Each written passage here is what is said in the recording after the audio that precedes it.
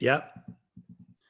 Well, welcome 18 Summers Tribe. We are back for another Family Friday and candid conversations with a friend of ours, a mentor of ours, a coach of ours, Mr. Tim Storey. Tim, welcome to Candid Conversations with our 18 Summers Tribe.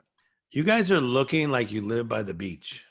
We still live by the beach, even in quarantine, so it's not a bad place to be quarantined. And you're looking young and healthy yourself, my man. It's good to see you. Thank you. Did you notice the flowers behind me? I did. Looking good. You Yeah, are it's just ready. like a whole touch. It's a touch. I like it. Always looking good. Well, Tim, you've had a big influence on our life. You know, as we know, you're an influential author, speaker, coach. You've worked with all walks of life, from underdeserved parents and families and kids to A-list actors to athletes.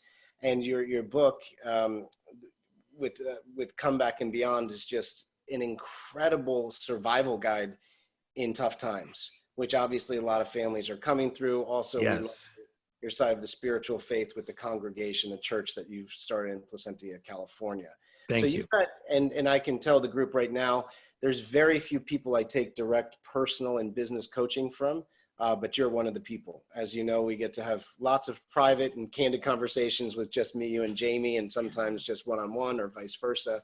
And they've made a big difference in our life. So we thought it'd be really important to have you join us because, gosh, Tim, families are going through a lot of changes right now. A lot of changes. Number one, thanks for the compliment. You guys are two of my favorite people, because you guys, to me, if I could just say this, you're showing that you can be strong in who you are, because you both have your own strong identity, but yet come together as partners and have similar goals to bring changes to people. And I'm just very, very thankful that you're helping so many people by your example and also by your book and your seminars and everything that you guys are working on. So it's a privilege to dialogue with you today. Appreciate it, Tim. Appreciate it. Well, and I think we should dive right into that. I mean, Comeback and Beyond is a very important read for so many. Yes. But I don't know if it's ever been as important as it is now. And the thing that we were talking about this weekend, Tim, getting ready for this interview was, man, there's going to be a need for some big comebacks. After this quarantine, after this lockdown, after these job losses, families are going to have to make a comeback together. Kids are going to feel out of place with school and possibly feeling behind. Parents might have career destruction going on. There could be relationship struggles because of the overall pain and just being piled on top of each other and not being ready for it.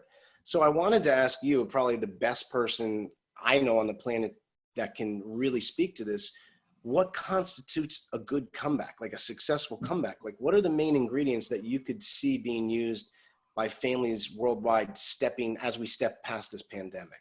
Yeah. First, if you don't mind, I'd like to start with an illustration. I had a friend of mine that was a really great football in the NFL, and he played the position of linebacker. He was a, 8-time All-Pro. He was telling me about this game that he was in, a playoff game, and he had tackled a player and he had dislocated one of his fingers. And so one of his buddies came next to him and just looked down at his finger, and the finger was just kind of, really, really injured. And he said to my friend, he goes, wow. He goes, did you see what happened to your finger? And he goes, no. He goes, oh man. So he went, they taped it all up. But here's my point. In the heat of the battle of being in a playoff game with all the adrenaline flying, he was massively injured and did not realize it. Wow. I think with what we have going on, this life interruption, because this is what took place. A lot of people, a lot of families, businesses had momentum. And this is a major life interruption that we have never had before, because it's hit every part of the world. It's not like there's a tornado in this part of the world or an earthquake in this part of the world. This pandemic, COVID-19, has hit the whole world. Yes. And I think that a lot of us in the heat of the battle did not realize how badly we were injured. So not only are they quarantining us as families, we are now in the same space realizing we're injured.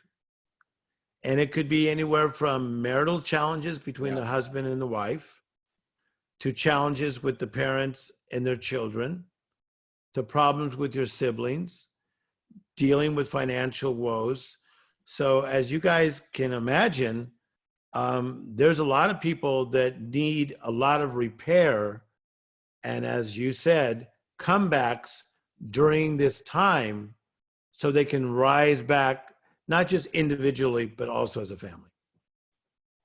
As a family, for sure. That's a great illustration. Yeah, it's super interesting to me because what you're saying is pretty much what we're experiencing right now is putting a magnifying glass, or it's putting the tea bag in that hot water. So we're seeing what it's made of. And it's interesting, Jim, because what you said was, how do we do this comeback when it's all done? And what I hear Tim saying is sometimes the comeback comes in this struggle. It starts now, yeah. It really does. It is in the struggle, guys, because what's going to happen is that, so now, it's interesting about you two is that this is what you talk about a lot, through your programs. You're helping to heal families, to unify families, to teach skills, tools, and mindset for families to have great lives, raise amazing kids, and let that be generational. Would that be correct? Yes, sir. See, that's what I get for reading your book. So you guys are very equipped for this, but most people that will watch this around the world, they're not equipped. Yeah. Because they've been going after other parts of their life, which would maybe be their business or their own personal success. And now they are coming back and saying like, whoa, we are injured. Mom's not feeling great, even emotionally. Dad has a lot of fear. The kids are wondering what happened to my future. I'm only 12. Yeah. And what is a pandemic? So we are having to be people who are maybe slightly wounded, yet having to bring people through a crisis. But we have answers, but let's just set the scene. That's what we're dealing with. Yeah. Wow. No, very well said. And with that, I can't help but people are saying, okay, we see it. We don't even know all the pain. What's the first step? I'm committed to making a comeback, Tim. Yeah. How do I start to make this comeback now? Okay. So I'd like to dialogue with you guys about this. So I'm going to bring up certain points, and then between Jim and Jamie, let's go at it, because this is what we all do. So number one, when somebody has a setback, they have to become awake. They have to become awake. And it may be a lady who goes through a divorce, and then she has to wake up and say, wow, this really happened to me. So number one, when you have a setback, you have to become awake. Number two, you now have to take inventory. Okay, what am I dealing with here? All right, so now maybe I have children. I might get child support. I may get alimony. I have children. How many hours a week can I work? Yes. Okay. So number one, awake. Number two, take inventory. And then the third thing is that you now have to become educated. You have to be educated on subjects that maybe you thought you would never have to take that class. Oh, yes. Educated on maybe divorce recovery and what it means to be a single mother or a single father. So go through the steps. You have to become awake, take inventory. You have to now educate yourself in the area that maybe you did not think you needed to take that class. Okay. Yeah. So let's even stop there. Jamie, what goes through your mind when I even talk about that? About something hit somebody, awake, take inventory, become re-educated. I think it just feels incredibly familiar, really, because exactly the example that you used is something that I've experienced. So finding myself, in a negative, abusive relationship, going through divorce, taking inventory and saying, okay, so what do I have to do? What do I have to do next? What funds do I have coming in or not coming in? What legal things do I have to do? Who are my players on that list? Is there anything I can delegate off? Who are my helpers, right? So you have your players, your team, but then you also have your helpers, like who can Very good. Very good. emotionally support, who can bring the dinner, who can, do the things, and then also educate. Because when I took inventory of my space, I realized, okay, so here are the hours that I have to work. My values are such that I want to be with my children as much as possible. I better figure out how to get a job in education management so that I can have the same schedule as them, so that my interests can align with them, and so I went back and I re-educated myself. Again, this isn't the Jamie show, but I'm hearing you and I'm like, good wow, breakdown. I feel like I did something right. But it's a life example of how I created a comeback to then end up in a space in which I wanted to be in, because I was in such a space I did not want to be in. No, I wanted to hear that from you, because from a female's perspective, with all the ladies that are watching, I know so many women that find themselves in that situation. Well, let's say they maybe went through a divorce, which you guys know as well as me is divided force. And so even if you're married to somebody that is really bad, it's still an emotional splitting that can really, really take a lot out on your soul. So as we discussed just now, Jamie, you personally had to become awake, take inventory, and re-educate yourself. Yes. So Jim, take me through those steps as you see them as a man. This awake, taking inventory, and then the education. Yeah, I go right to 2008, Tim. I survived our real estate investment company against all odds. And I think I became very awake. I refused to, I always picture that cartoon with the ostrich with the head in the sand. Yeah. And I refused to let that happen, because so many people I saw, literally, that's what they did. They just went into a fuzz, and that was it. And I just said, this is going to be really bad, and I need to take inventory. How bad was it? Yes. And I had to educate myself on debt negotiation. How do I protect investors? What are still opportunities in the market? I needed to be renegotiating anything from lease payments to mortgages to this and that, while finding what still can produce revenue today in the market.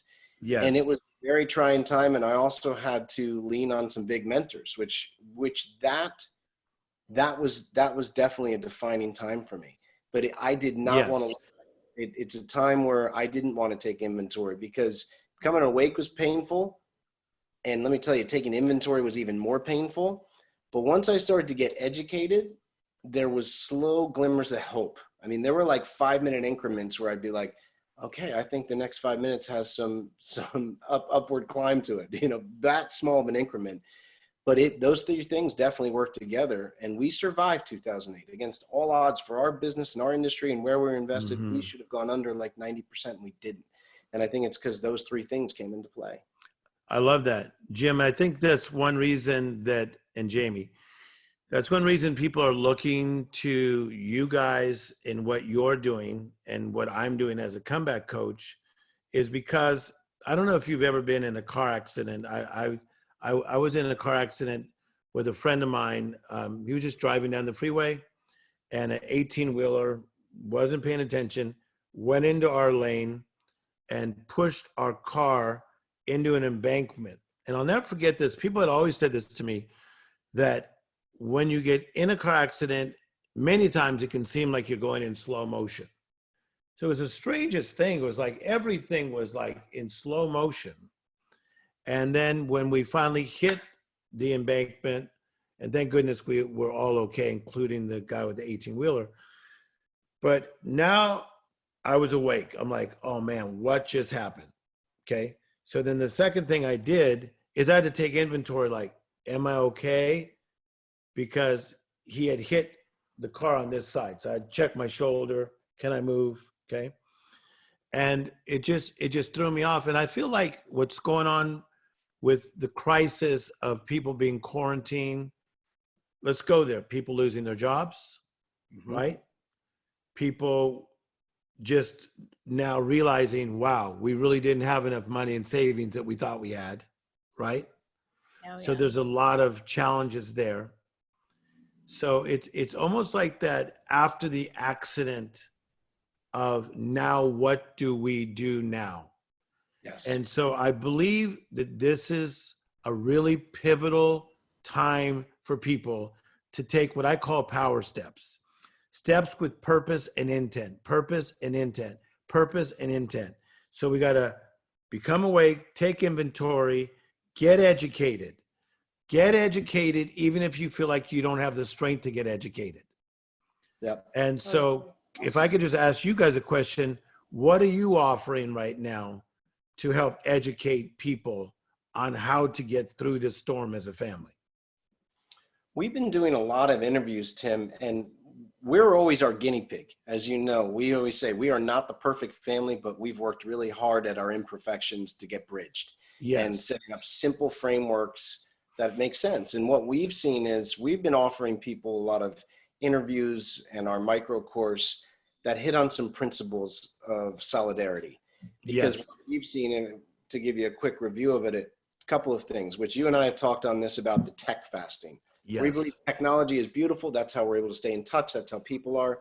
But there is an inundation. There's going up to the buffet and eating too much and getting sick.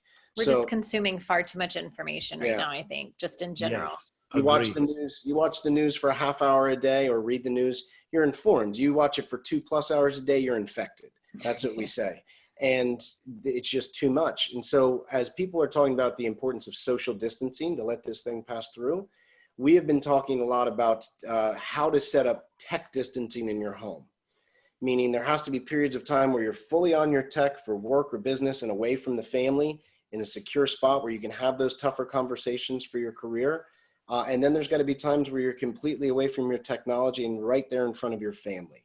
And Yes. if you inundate yourself with too much technology, you're going to miss this opportunity to connect with your wife or your children. You'll continue to create a gap instead of a bridge. Yeah. And we've really been trying to use the practical affairs of our own daily life. So, things just as simple as Jim's quick to pop on a live or a video and just share, here's what happened today. And I'm trying to show people what we've physically been doing, the art projects or the garden, or every time we cut a celery and plant it, whatever we happen to be doing that's tactical, if that makes sense. Or creating a schedule out of 6 people's lives and putting it on how it affects each other's in a time frame, but then also in a rhythm, so even the babies know what to expect. So just trying to share our own life, what we're doing, as much as possible, in hopes that our successes inspire others and our failures help other people feel just as human. And our own experience. I like several things you guys just said. Jim, go ahead and finish, and then I'm going to. I was going to say, Jamie's brought up a good point. As you can imagine, Tim, a lot of people, like I've had friends going, gosh, I guess you're right. Because we've done a lot of homeschooling and unschooling, and people like, I guess you're right to do it because now we got to figure it out. So we've been getting inundated with people. How do we do this? We've never been home working and home with our kids at school. And Jamie has really been guiding a lot of families with this setup and also that awareness where you were teaching people they're not really homeschooling. Yeah, you don't have to homeschool. You just have to provide a space for learning. Nobody's expecting you to become a schooling institution. You just have to provide a space for learning. That's the best we can all do right now. Yeah, and a lot of the schools are providing support still. So we're saying you're not technically having to homeschool. There still is a network of support. There are still online tutors. You're just plugging in. And Jamie's making that distinction helpful. And there's little things that it's funny, Tim. Like I know when you first started coaching us, we're like, gosh, we didn't see that. Like one thing we've been telling people, and this is a big piece of advice, just know what takes normal school 6 hours, you're probably going to do it 3 at home. So you're not going to be able to drag out the clock that long. And you're probably going to have to realize there's going to be open time that something else is going to have to be done. This is where it's important to not just have, hey, my kid's going to be on social media for 10 hours a day. I think that's a really bad plan. Really bad plan. Let's break down these 2 words, tough and uncomfortable, because you basically brought those up. The word tough you used, uncomfortable you did not. But I will say this, that it seems like families have to at times have the tough conversation. And the tough conversation may be with your 13-year-old about getting off the iPhone, as many hours as they're on, right? Or maybe your son or daughter wants to bring in a bunch of friends into the house, but yet we're in a time of quarantine. So those are tough conversations. And those are uncomfortable conversations. And so either one of you, how do we handle the tough and uncomfortable conversations, and why are they so important in order for us to go forward?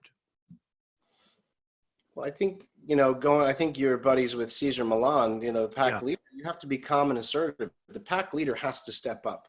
If we let our 13 and 14-year-old lead, I just don't think that's the hierarchy of success. Mm-hmm. We have to step forward as be that pack leader. And I know you have the great saying with high warmth, high expectation. Yeah. So in being a strong leader, you also have, your strong leaders oftentimes have great expectations, right? But you can't be a strong leader, great expectations, and then be cold, distant, and unavailable to your family. Yes. You have these high expectations and this high drive. You have to also be approachable. You have to also be warm and encouraging. You have to empower those that are alongside you to really inspire them to take your leadership. Yeah, I like that. So we were talking about how to have a comeback. I said you need to be awake, take inventory, become educated. Then you need the right partners in your life that can help you to not just be emotional support, but also strengthen you to sustain where you are, but go to the next level. And that is so important right now. I think that like never before, you cannot be in survival mode. You really got to get to the point where you say, this is serious. This is a difficult situation. And if I've ever rose to the occasion, I need to rise to the occasion right about now. Right. I love it. Absolutely. And I think, too, along with that leadership, one other skill that came to me while we were just talking about this is the buy-in, right? So just like I said, any good leader, and you were talking about your helpers, it's hard to formulate a plan with a team if not everybody agrees on the plan. You can't just directly say, here's what we're going to do and how we're going to do it. It's always going to go smoother if you have that buy-in, right, of your teammates, of your helpers. If everybody has the same goal and the same accomplishment, and why you're headed there or how you're going to get there, then you can always lean, on your children, on your spouse. You can always say, hey, I know that it's not the easiest to take care of your younger siblings for this hour a day, but it really helps Dad and I keep our shit together the rest of the day. Oh yeah, no, 100%. Yeah. And I like the way you said that because it's real. I was talking to a 12-year-old the other day because it's a friend of mine's 12-year-old son. And he was asking me, he calls me Uncle Tim. He goes, Uncle Tim, will it ever get back to normal? And the reality is no.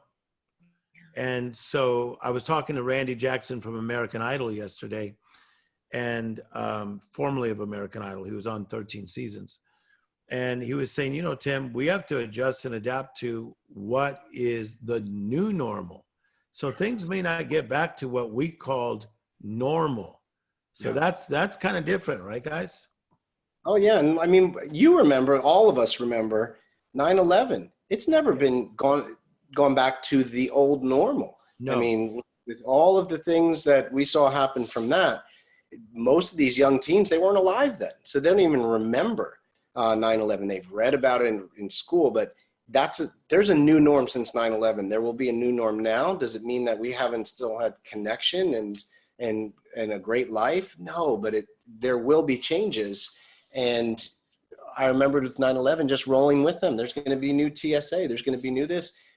We can adapt with that, though. Yeah, and the beautiful thing is that we can have a comeback and beyond. So all three of us, we're not into just surviving. In your book that I've read, in your podcast, in everything that you do, you guys don't just teach survival. You teach about how to live an abundant life, an overflowing life, how to live your life, not just go through life.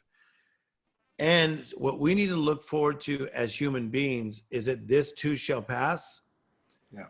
It is real. People are passing away. All of us probably have friends that have the virus or they're in the hospital or things like this. It's a very, very traumatic and dramatic time. But in the midst of that, and it's not just the fact that I'm an optimistic person, but I'm a realist, we will have a comeback and beyond. Yes. We will learn from this. We will go on. I believe we'll be more grateful. We'll be more loving, more compassionate. That's where I see this world going. I love it. I love it. Well, bigger advice for ourselves is something we're always encouraging. As you said, one thing I've always liked about working with you, you always try to empower us to be able to make the stronger decisions, which yes. we don't want to be the heroes to people's family. We want them to be their own hero, their own leader. Yes. And so I'm always calling upon them to look within themselves, because I think we have more answers than we admit to.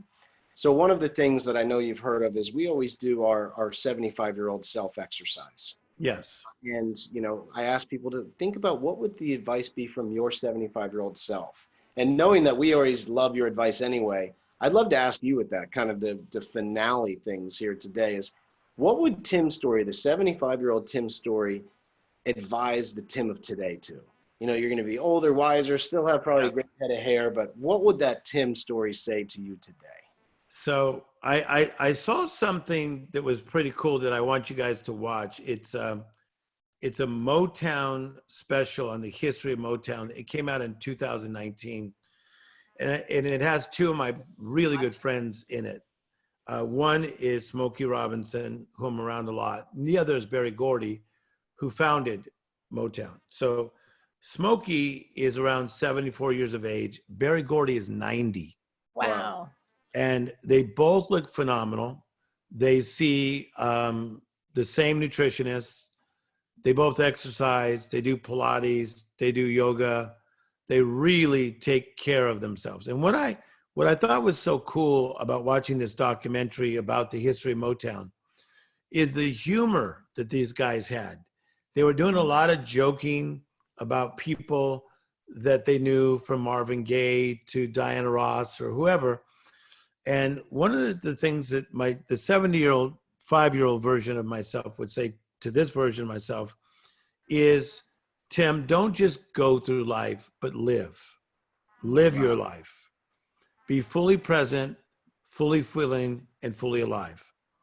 So in the midst of all the pressure that I have, because I'm helping a lot of people through dilemmas, if you can imagine, if you put comeback coach on your title, they've just backed this thing right into my sweet spot. Oh yeah, you're getting knocks on the door.